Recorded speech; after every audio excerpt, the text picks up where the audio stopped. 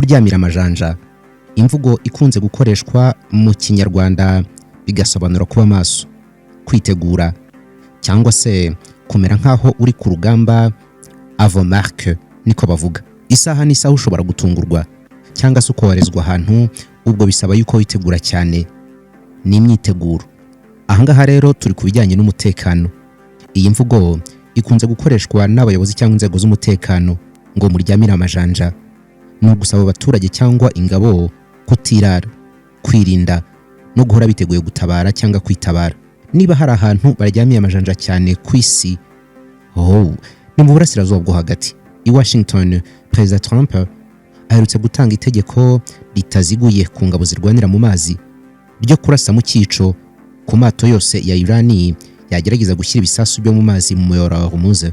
Muri Isirayeli, Minisitiri w'ingabo Israel Katz we yatangaje ko ingabo za Isirayeli ziteguye gusubukura intambara, ko bategereje icyemezo cya nyuma giturutse i Washington kugira ngo bahuhure ibyo Irani yarokoye. Kuri inshuro kandi abayobozi ba Isirayeli bavugiye ku mugaragaro ko umuyobozi w'ikirenga mushya wa Iran Mojtaba Khamenei ari mu bantu b'ibanze bazitabwaho bakicwa by'ako kanya. Muri aka gahenge, Amerika yongereye ingufu zayo mu karere, yoherezayo amatsinda mashya y'indege z'intambara z'ubwoko bwa F-18, indege zitanga lisansi mu kirere n'ubwirinzi bugezweho bwa misile zihagarika ibitero. Imbere muri Iran, ingabo z'impinduramatwara nazo zivuga yuko ziri kuribwaribwa kandi ko hari ubutumwa butasojwe neza zigomba gusoza. Ni igihe cy'agahenge birumvikana. Ariko izi ngabo nazo zakuye mu bwisho zimwe mu ntwaro zitari zarakoreshejwe mbere. Rwose izo ntwaro ngo ntabwo zikiri mu binyobo, inkota zakuye mu rwubati. Ni ikibazo cy'igihe gusa. Ngo bagomba gutera ahantu misile z'umwanzi zitagera. Ibinyamakuru byo mu karere birimo birasubiramo amagambo y'abayobozi b'igisirikare muri Iran, amagambo ateye ubwoba, bavuga yuko izo ntwaro ziri tuzo bakoresheje ubushize. Trump afite amahitamo make cyane, cyakora umujinya ni mwinshi. Niki gikurikiraho kandi ryari? Nimuze reka tuganire ku by'isubukurwa ry'intambara mu burasirazuba bwo hagati. Impamvu nyamukuru yo kutumvikana hagati ya Leta Zunze Ubumwe za Amerika na Iran ni ingamba za Donald Trump zo gufunga ibyambu bya Iran. Ni icyemezo cyafashwe nk'uburyo bushya bwo gushyira igitutu cy'ubukungu kuri Iran kugira ngo higabanye cyangwa se hagarike ibikorwa byayo bijyanye no kongera uranium n'uruhare rwayo umutekano muke wo mu burasirazuba bwo hagati.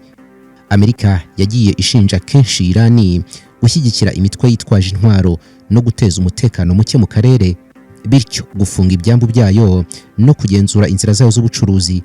Ibyo ni ibintu Amerika yashyizemo ingufu cyane, ngo ni uburyo bwo guca intege Iran mu bijyanye n'ubukungu no kugabanya ubushobozi bwo gutera inkunga ibikorwa bya gisirikare imitwe yindi yo mu karere. Ikindi kitakwirengagizwa nuko byakozwe mu buryo bwo kurinda ubwisanzure bwo kugenda mu nyanja. Amerika ivuga yuko igomba kwanga yuko Iran ishobora gukoresha uwo muyoboro nk'intwaro ya politiki. Icyanyuma ni ukongera igitutu ku biganiro bya diplomasi. Muri ibyo byose, Amerika ntabwo yigeze igera ku musaruro n'umunsi wari utegerejwe. Aho kujya ku gitutu ngo yiyoroshye mu biganiro, ahubwo Iran yanze kujya mu biganiro kubera izo ngamba zose za Trump. Ibyo gucunga ubwisanzure bwo mu mazi nabyo ntabwo byagezweho neza, kubera ko Iran imaze gushimuta amato 3 y'abanyamahanga kandi nayo mu burengerazuba. Ikigezweho rero ubu ngubu nuko Iran yabonye uburyo bushya bwo gucuruza peteroli yayo, ariko nabyo byarakaje Trump cyane. Ku wa gatanu kwa 24 kwezi kwa kane 2026, Iran yatangaje yuko iri kurenga ku mabwiriza yo gufunga inzira yo mu mazi yashyizweho n'abanyamerika hafi ya Hormuz. Muri iyi nzira nshya, Iran irimo irakoresha icyambu cya Jask kiri ku nyanja ya Oman. Ayo makuru yatangajwe na leta ubwayo, bemeza yuko barimo bohereza peteroli yabo mu Bushinwa nkaho nta cyabaye, kandi ko biri kugenda neza rwose ku kigereranyo cy'utugunguru hafi miliyoni 1 buri munsi, hagendewe ku musaruro bagezeho mu gice cya mbere cy'ukwezi kwa kane. Rwose ngo umusaruro mwiza kuri Iran.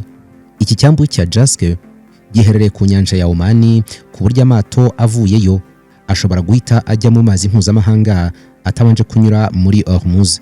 Nubwo amakuru yavuzwe ku wa gatanu, ukuri nuko iki cyambu cyafashije Iran gukomeza kohereza ingufu mu Bushinwa, nubwo icyambu cyayo cyafunzwe n'abanyamerika hagati y'itariki 13 na 22 y'ukwezi kwa kane.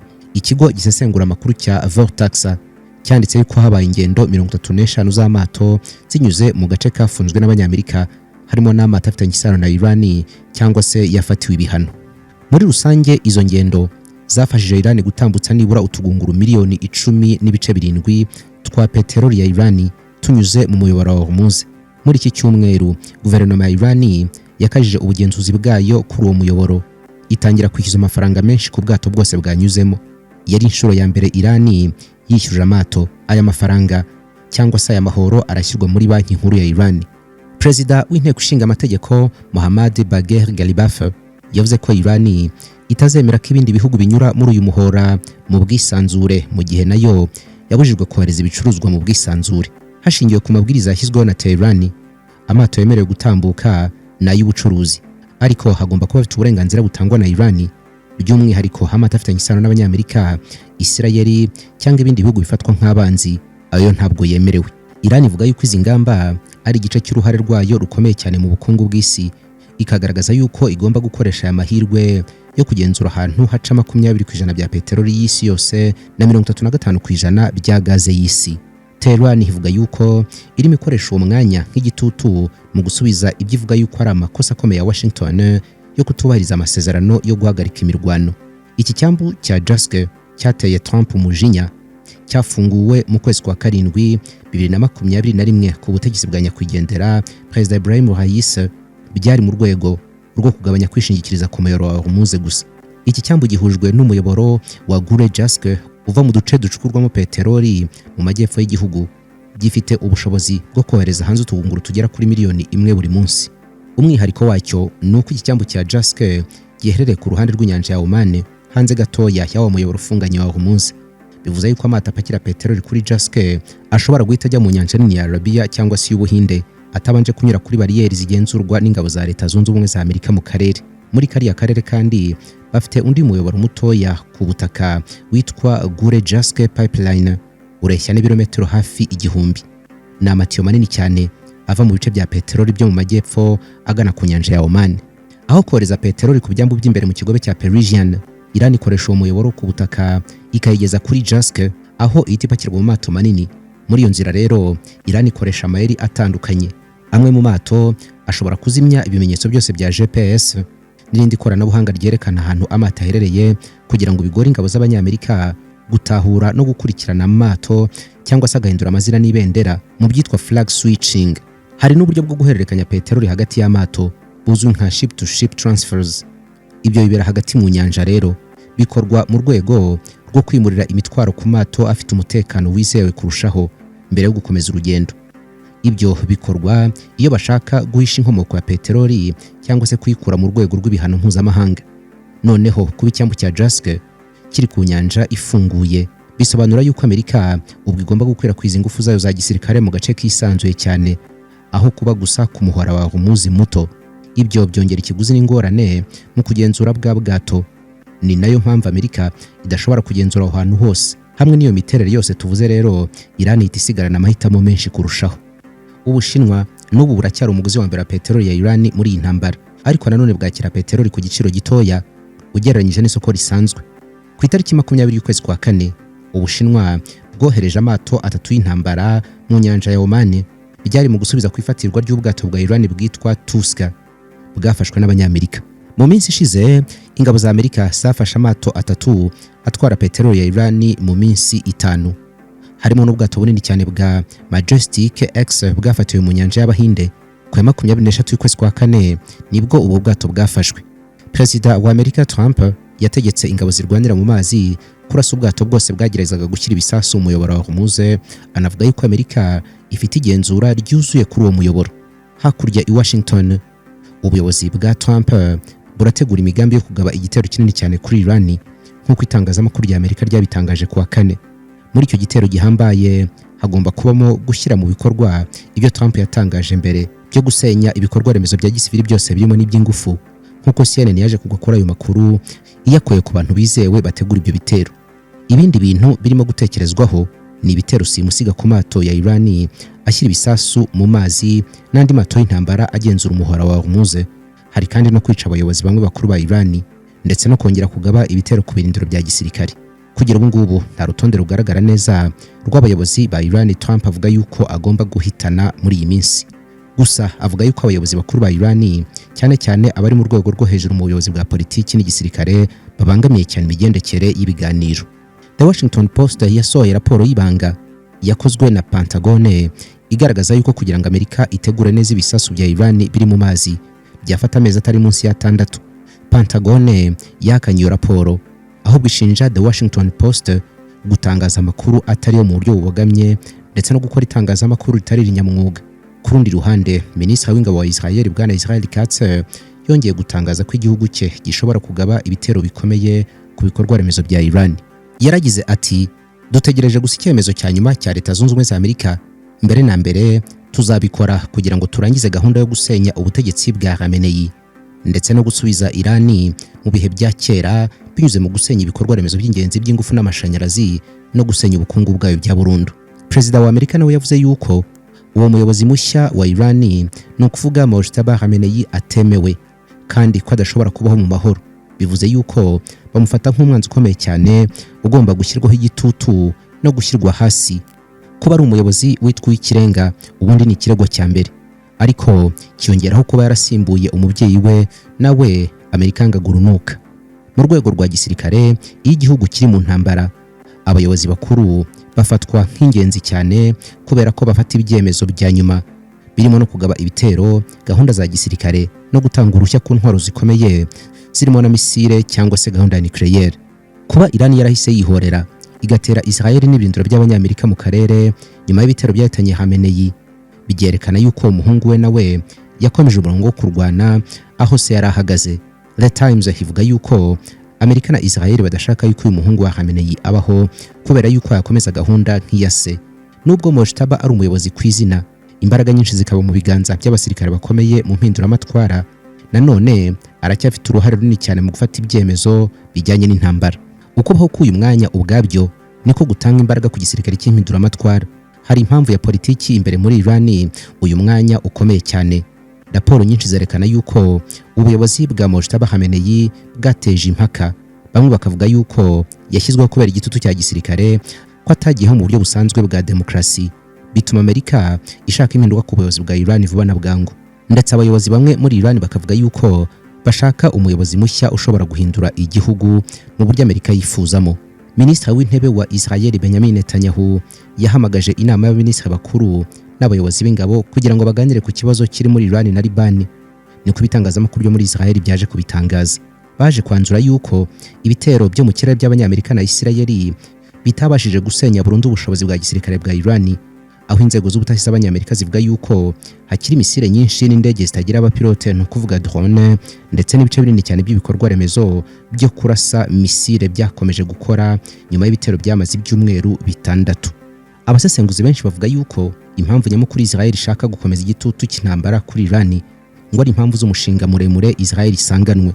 Nk'uko byasobanuwe n'abashakashatsi ba Atlantic Council, Israel ifata Iran nk'umwanzi w'igihe kirekire ufite gahunda yo gusenya Israel, cyane cyane kubera imishinga ya Iran yo gucura misile karabutaka n'intwaro za kirimbuzi. Ibi bintu bituma Israel ibona yuko guhagarika intambara vuba bishobora guha Iran umwanya wo kongera kwiyubaka. Kuri Israel intambara ntabwo izigera ihagarara mu gihe Iran itarasenyuka bya burundu.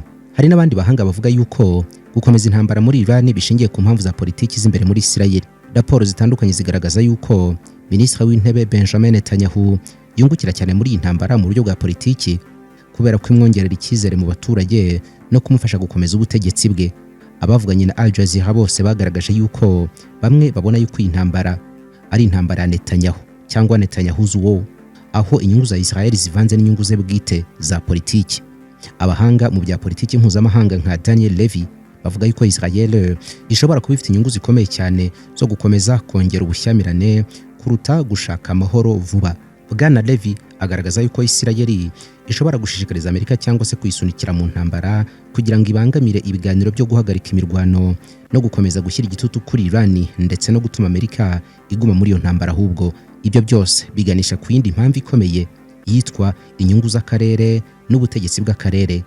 Nk'uko abasesenguzi benshi babivuga, Israel ishaka kuguma ari igihugu gikomeye cyane kurusha ibindi byose mu burasirazuba bwo hagati. Kugira n'ubu ubundi Iran ni ifatwa nk'igihugu cyonyine gishobora guhangamura Iran mu bijyanye n'igisirikare cyangwa politiki ikayibuza ubwisanzure mu karere. Niyo mpamvu haravuga ko intambara igamije gukuraho Iran nk'umukeba ukomeye cyane kandi w'igihe kirekire wa Israel. Hari ikigo cy'ubushakashatsi cyitwa Chatham House cyo cyasohoye raporo ivuga yuko nubwo hari igihe habaho ibiganiro byo guhagarika imirwano, ariko ngo Israel ihorana impungenge yuko amahoro ashobora kubaho ari igihe gitoya, Iran igahita yongera kwiyubaka bya nyabyo ikazasubira mu ntambara ifite imbaraga zisumbuyeho. Ibi nabyo bishobora gutuma abantu bamwe mu bayobozi ba Israel bumva yuko bagomba gukomeza intambara, kandi ko ngo ari bwo buryo bwiza bwo kurangiza ikibazo cya Iran mu buryo bwa burundu aho kuba ubw'agateganyo. Hari n'abandi bafite imyumvire ikomeye cyane yuko intambara ishobora kugirana isano n'inyungu z'Abanyamerika n'isi muri rusange, zirimo kugenzura ingufu, energy routes, ubutegetsi bw'akarere n'ibindi. Abashakashatsi bagaragaza yuko Amerika nabo bakorana bya hafi kwisonga Israel, bashaka kugenzura ibice by'ingenzi by'umuyoboro wa Hormuz kubera ko ibice nk'ibyo bifite akamaro ku bukungu bw'isi. Ikibazo cyo gusorezaho rero ni ukuntu Amerika iteganya kwitwara muri ibi bihe. Mu ntangiriro Trump yinjiye muri iyi ntambara adafite umugambi usobanutse neza w'igihe kirekire. Ni nako byatangajwe mu isesengura ryashyizwe ahagaragara n'abahanga batandukanye barimo n'abasesenguzi ba CGTN. Hari n'abandi ariko bavuga yuko Trump atigeze agaragaza neza igihe intambara yarangirira cyangwa ukuntu izarangira. Ibi bintu byatumye hari abantu benshi bavuga bati yewe Amerika iri kurwana idafite inzira yo gusohoka mu ntambara, bivuze yuko ishobora kwisanga mu ntambara ndende kandi itarayiteguye. Atlantic Council igaragaza yuko Amerika ifite amahitamo atatu gusa. Ihitamo rya mbere no gukomeza intambara igamije gutsinda burundu.